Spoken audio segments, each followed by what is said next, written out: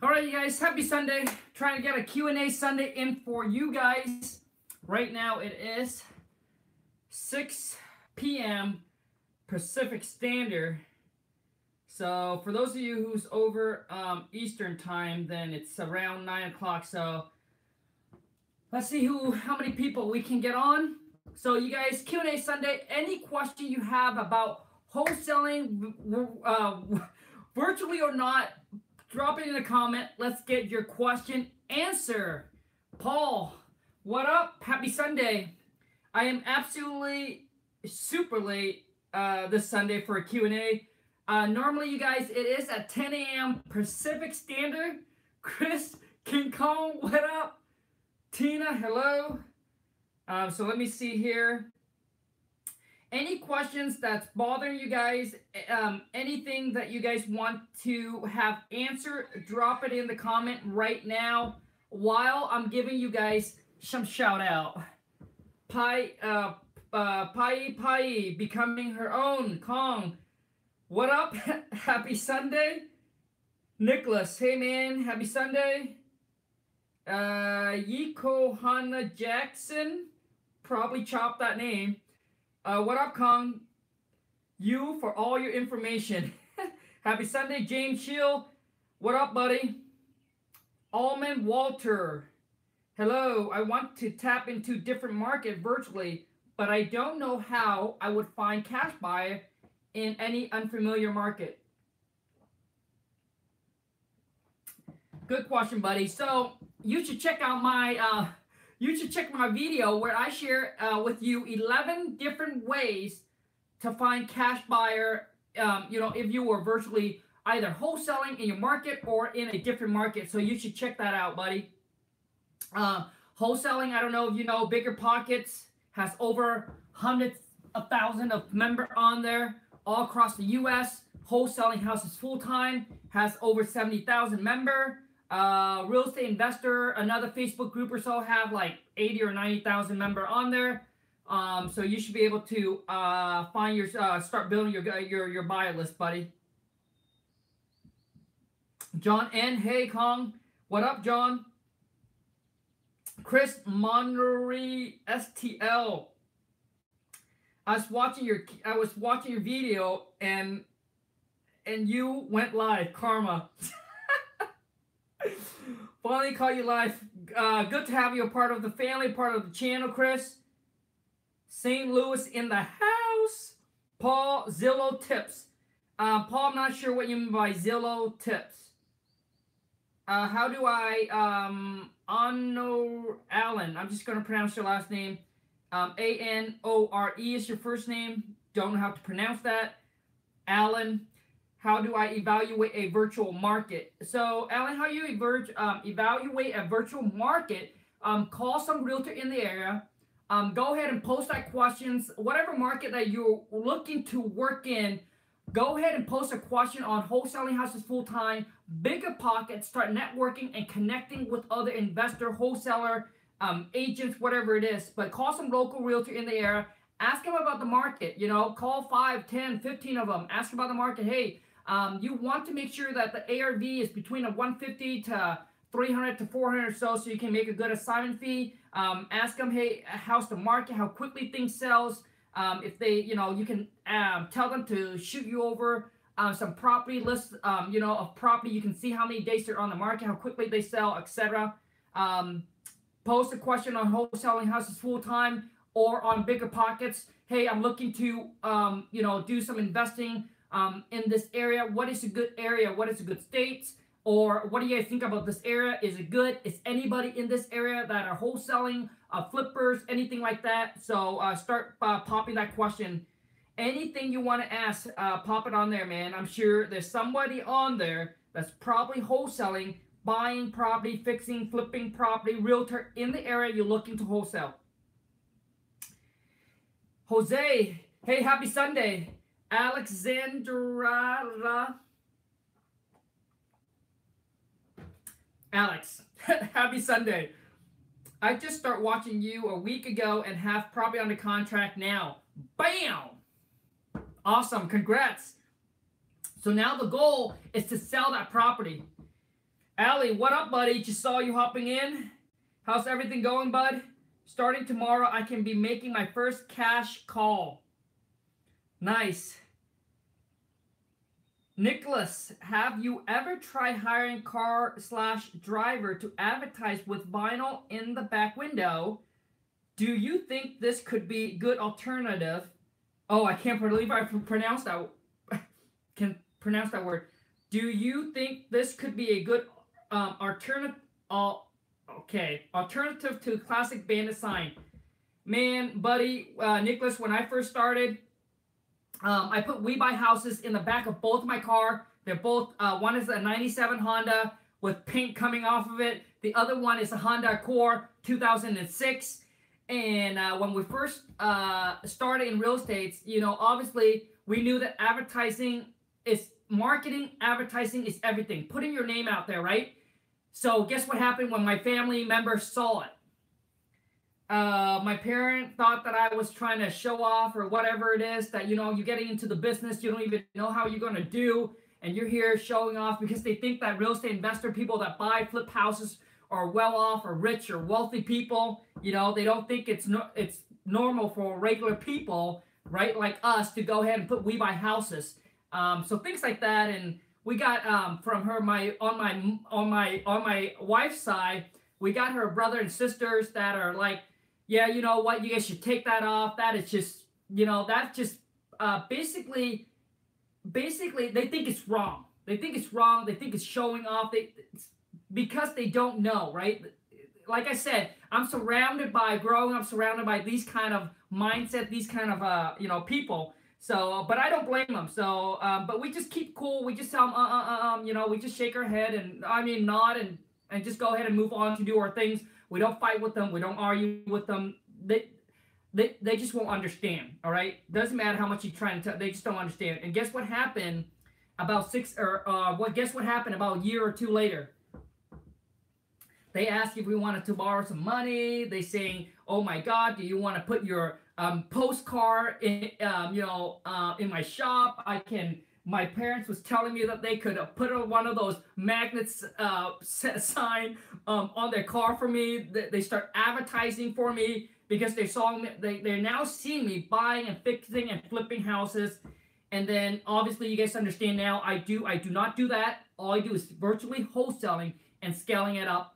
Because I love virtually wholesaling. I love wholesaling more than fix and flip. It's just not my thing. So yeah, man, Nicholas, anything that you can do to put your name out there, buddy, do them all, man. Is it a good idea to start pre-marketing a property before I get into contract without showing address?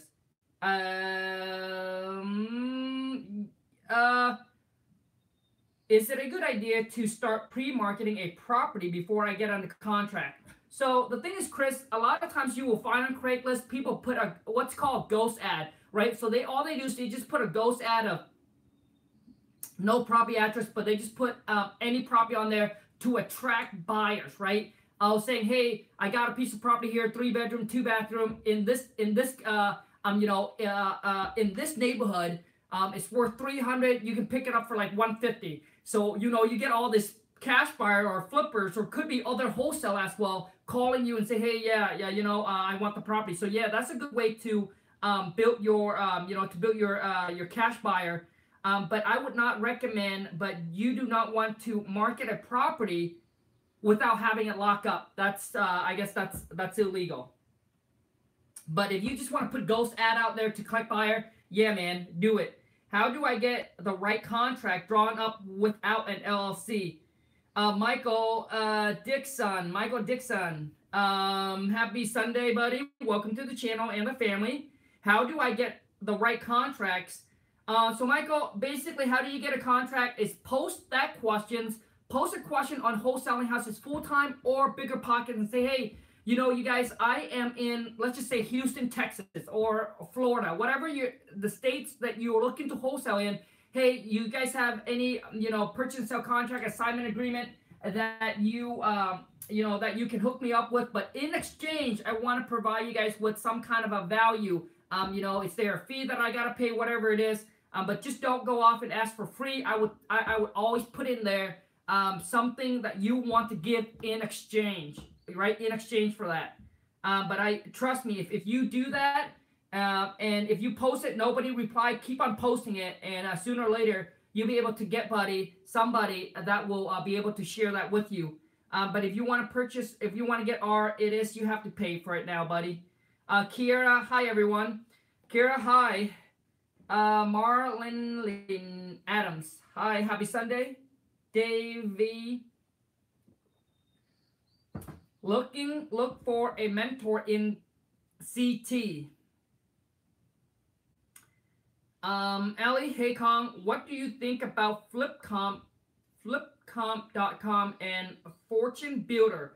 Now I don't, Ellie, to be honest with you, I've never heard about flipcomp.com. I heard about Fortune Builder a little bit, that they are okay, but I've never used them, so I couldn't even I couldn't even tell you. So sorry, buddy. That might be a question where you probably want to post it on the Wholesaling Houses Full Time or Bigger Pockets, and I'm sure you're gonna get a lot of feedback. What's up, Khang? Joseph Morales. Joseph Morales. What up? Happy Sunday. I'm ready to buy your King Kong amazing seller script package. The link is in the description, buddy. But I'll type it in here for you. And trust me, man, if you can memorize the script,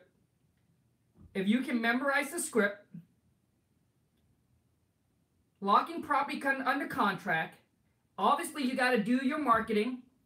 You got to do your marketing and be consistent with your marketing, you guys.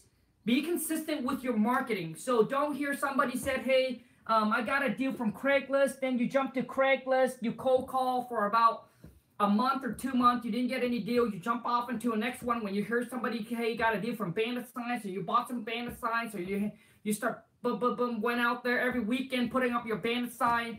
And you do that for a month or two. Then you jump on to the next one. Then you jump on to the next one.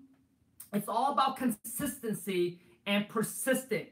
All right, pick a couple marketing channel that you want to dive in, you just want to target, and then just be consistent.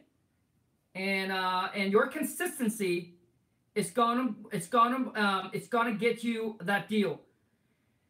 I gotta go back here. Oh my God, I lost track. But Joseph, when you purchase the script package, all the contract is in there, man. Also, too, is you're gonna get a link to my private Facebook page with the code to pop in and answer. And when you go onto the Facebook page, try to go through as much as you can of those posts. I have posts on there where addendums, where I pay $500 to get an attorney to draw up an addendum to do a holdback on the seller, because basically what it is the buyer comes in and the buyer said, hey, you know what? So let's just say we tie a piece of property with the seller. The seller's currently living there, and we tie the property up with the seller for, let's just say, 60 days. And then we found our buyers, we found a buyer within a week, and our buyer said, hey, we're ready to go, ready to close on it. So we set the closing to be 2 weeks out. So now we are closing within 3 to 4 weeks gaps, but our contract with the seller is for 60 days. And now the seller is saying, hey, we are going to need 30 days to vacate after closing. So what are you going to do?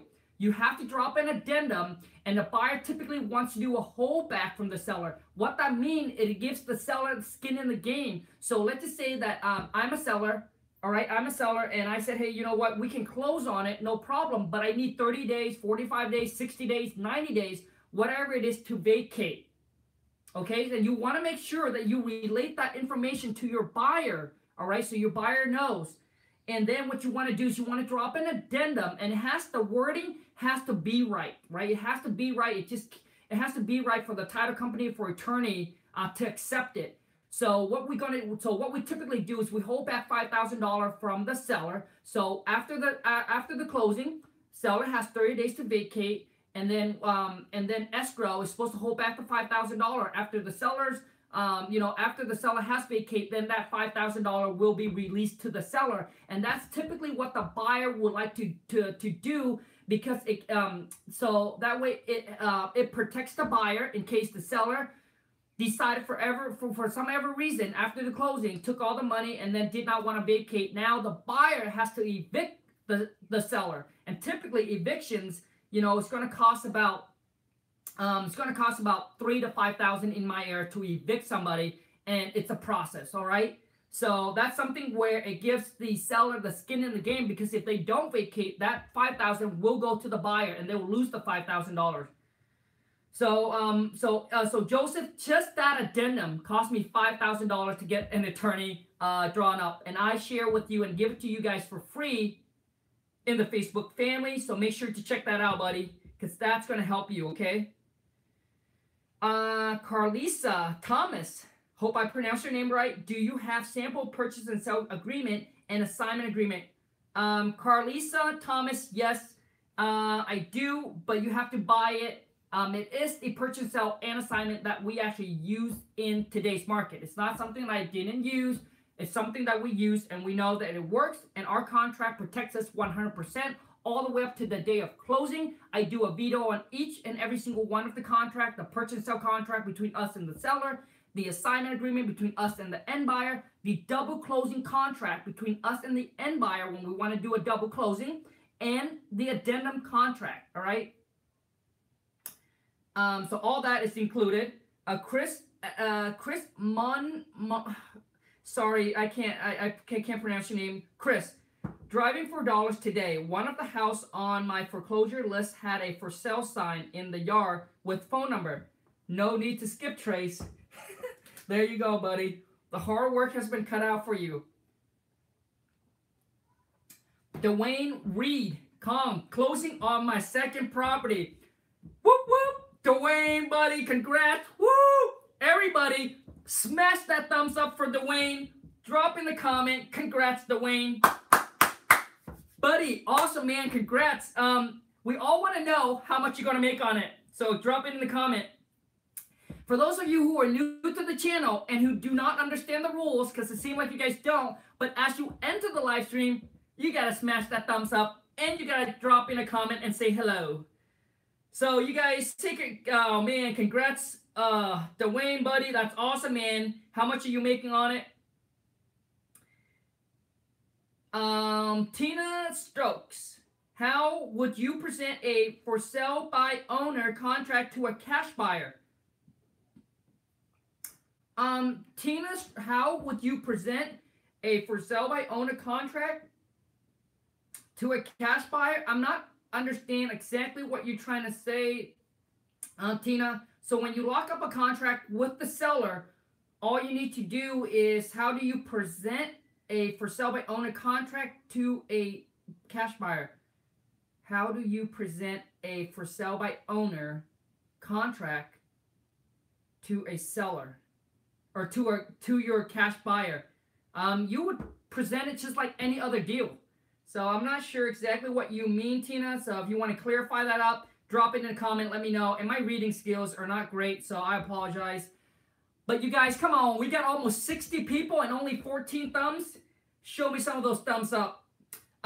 Maybe once I get to your question, then you smash the thumbs up for me. Okay. Brandon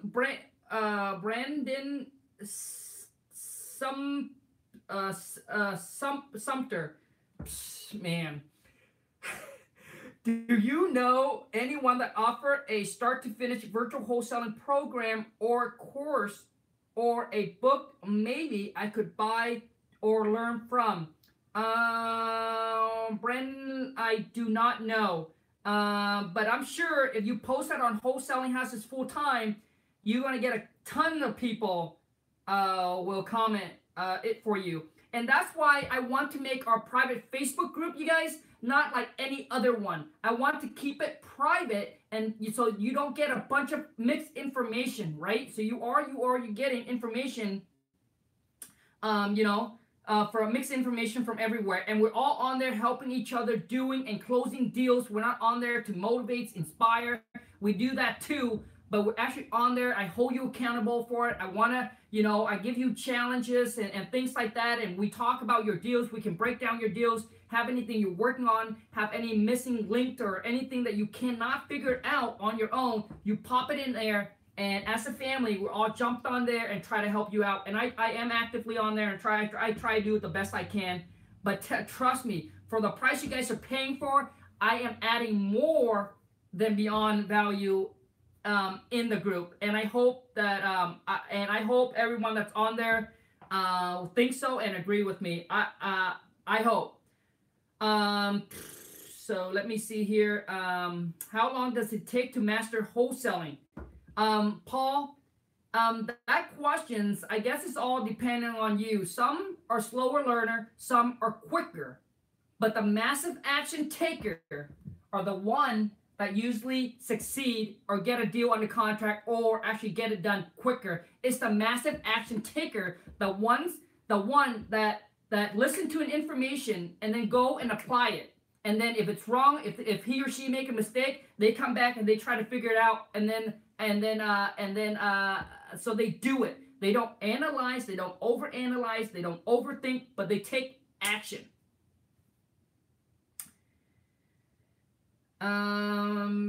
But you know, so it took me 6 months to do my first deal. Some other people took a month, 3 weeks, 2 months. So it really depended. To master the wholesale, to scale up to, I don't know what your opinion is as far as mastering. But I'm still learning the business. I'm still, as we trying to grow. So I don't call my mastering, so I wouldn't even know. Can you check if my ARV is right on this one? Dwayne Reed Barrow, that was supposed to be Saturday deal or no deal. So Dwayne, if you are in our Facebook my private Facebook group, pop that in there. All right, pop that in there, and let's help you out. All right, so post that on our private Facebook group if you are in it, Dwayne, and I'm sure all of us will help you out and try to help you figure it out. And that's the nice thing about the community, you guys, is if there's anything that you can't just figure it out, you pop it on there. Do you cry when you close your first deal?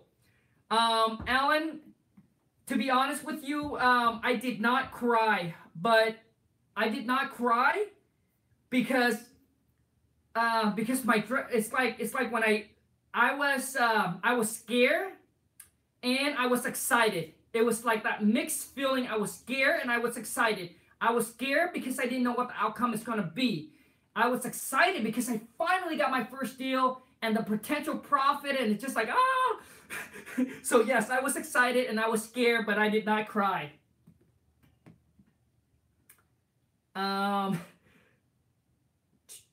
Joe Dirt, what up? Happy Sunday, Joe. Nicholas Iglesias, thank you for your advice. Nicholas, not a problem, buddy. Welcome to the channel and the family. Thanks for being a part of this community. Mariah, do you only mail or do you also cold call? So Mariah, we do a lot. 95% of what we do right now is postcard and letter, direct mail. We do have RVA do cold calling. We do have RVA skip tracing. I pretty much call back on some seller to close on the deal and to sell the deal. That's all I do now. I don't pick up incoming calls. I don't do cold calling anymore. Because right now my wife is able to, take our script and train any VA to be like me on the phone. So it really helps me out a lot with having more time freedom to be able to do things like this for you guys and other stuff that I like to do. Cash Sang Ho, what up? Happy Sunday. William, what up, buddy? Happy Sunday. William Mayer.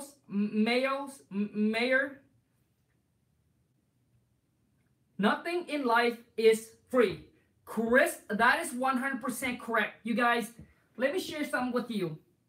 Nothing in life is for free. There's nothing in life, something for nothing. So my wife and I went to Costco. And you know how they give out that free treat booth? Well, you know what? You have to wait. So you have to spend your time standing there waiting to get it for free. And that free item, they don't give it to you free. The reason why they give it to you for free, so you can get a taste of it, so you can buy it. There's never something for nothing, you guys. Never.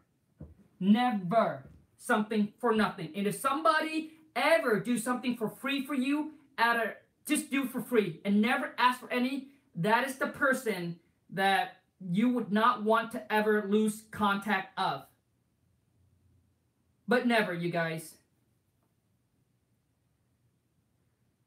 Everybody, people do things for a reason. They just don't do things. They do things for a reason, especially businessman, businesswoman, entrepreneur. They do things for a reason. They do not do for no reason. All right. So you see people posting free content, things like that, because they want to give you a little bit of taste of what it's like, and then saying, hey, you know, I have to pay for this. So the value have to be, you need to pay for it as well.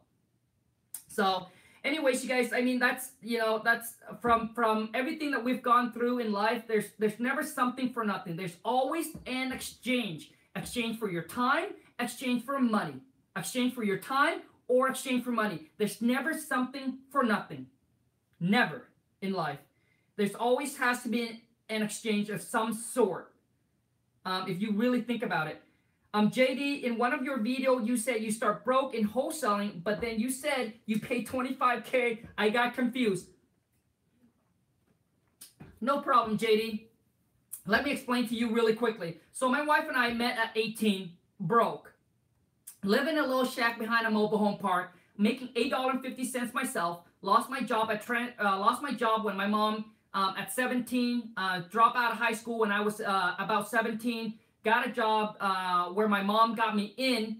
I got fired from that job because start dating my wife. I start goofing off, calling in sick. I didn't even like the job because I was so insecure and so shy that I would have to work in a large environment. So I just couldn't do it. I have this like a nervous breakdown. I was just insecure overall, right? Inside and outside.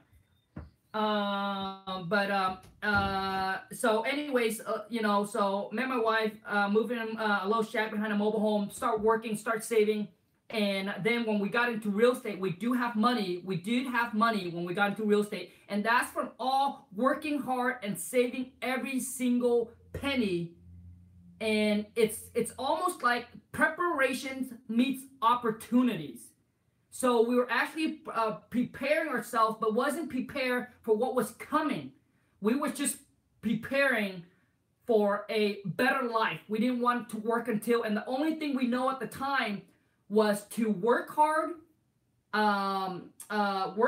discipline ourselves to manage our money without overspending. Most people spend more than what they make. My wife and I always keep our budget down to 10% of what we make. So anyways, so we budget, we save the money, and then it meets the opportunities where we able to purchase our first business. And the whole time we were just saving the money, just for saving the money to be able to move out of that place. So we can buy it, take the money and dump it and buy a house. That was the goal. And all of a sudden, opportunities starting to present itself, and we had some money saved, so we took the risk and dumped it. The first business that we opened at about, I think it was 20 or so, was a hair extension kiosk. Do you ever see that little kiosk in the mall? Yes, I sell beauty products, girl products. It was the hardest thing I ever done was get over my insecurity, get over my shyness, to be able to stand in the middle of the mall asking random girls, women go by, do you want to get your hair done? And that's also teaches me my sales skills, my communication skills. So when I got into real estates, it hurts the first couple of times when I get the rejection from the seller. They start screaming and cussing because that never happened in the mall. But I got over it very, very quickly because I was getting so many objections or rejections when I was asking random people, girls, women, go by to get their hair done. So it was really easy for me to overcome the rejection when I got first to real estates.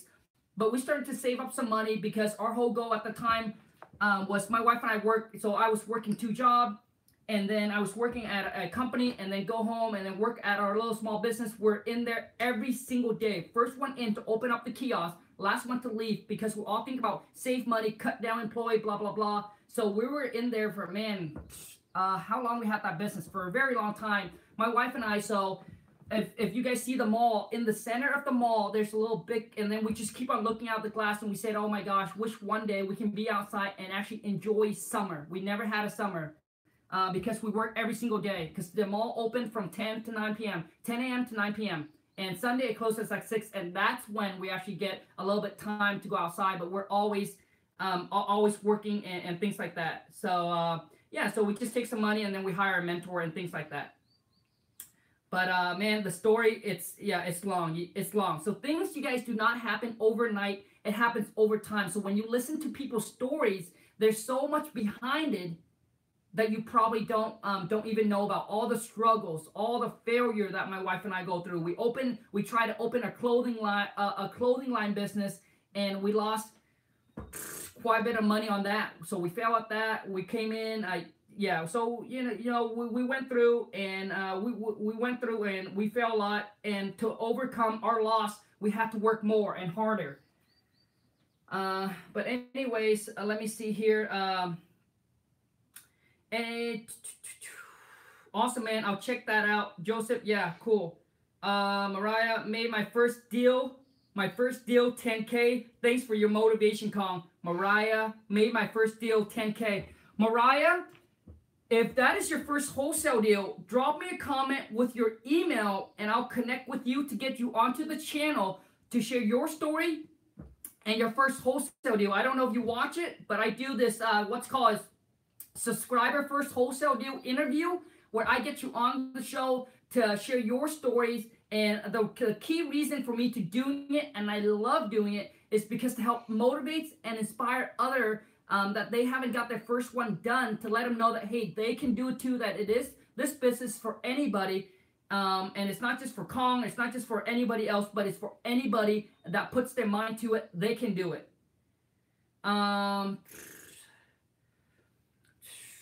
Let me see. Okay, you guys, I gotta go here. Oh man. Okay, we gotta go, you guys. Oh, Dwayne, 9,500 on the second one. Thanks. Oh, good job, buddy. Congrats.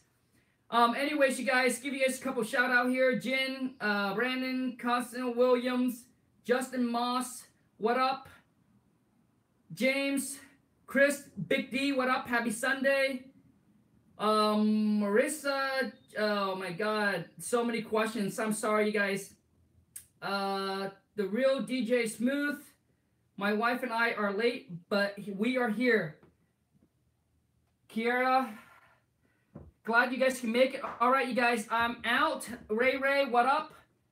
Anyways, you guys, thank you so much. And you guys, the one thing you guys got to figure out is I'm gonna do a video either tomorrow or Tuesday, and I'm gonna share with you guys the 5 W: who, what, where, when, and why. So stay tuned for that, you guys. Thank you so much. Monday, take care, and I'll see you guys in the next video. Bye.